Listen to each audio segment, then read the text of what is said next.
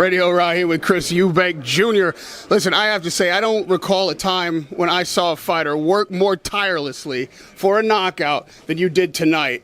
Can you talk to me about what kept you going 12 rounds every second of every round? This was the fight of my career. It was do or die. Like I said in the lead up to this, I couldn't afford a flat performance. I couldn't afford a loss. Everything was riding on this fight, so I felt like it was the last fight of my career. I know that you knocked him down early. It didn't seem like he ever recovered from that as far as trying to outbox you or what people expected him to do. Did you already know at that moment that you were going to control this fight? I did, yeah. You know, as soon as I connected, it hurt him bad, and I knew that now I was in control of the fight, and all it would do would be in a matter of time before I could connect again. But full respect to him for getting up twice and lasting those rounds, toughing it out.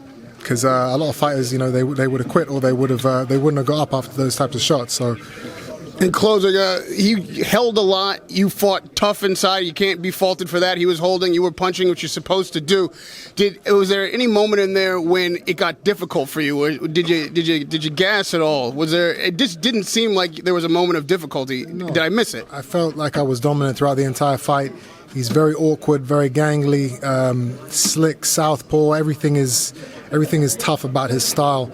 I knew that I would just have to apply the pressure and just keep on him, and be smart about it, you know. But like I said, it was a hell of a fight. And lastly, you know, even though you dominated every round, it seems like you might want a rematch. As bad as you were going for the knockout and couldn't quite get it. Late in the fight, you essentially body slammed him. It seemed like you might have lost your cool there a bit. Can you talk to me about that moment? It wasn't intentional. I'm not a dirty fighter. I never have been. The fans know that.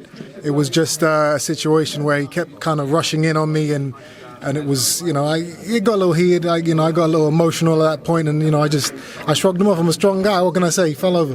Canelo's at 68. Saunders is at 68. You've made a hell of a show tonight. Do you want either one of those guys? Are you calling out either one of these champions? I'm going for whoever has the belts, whoever I can get.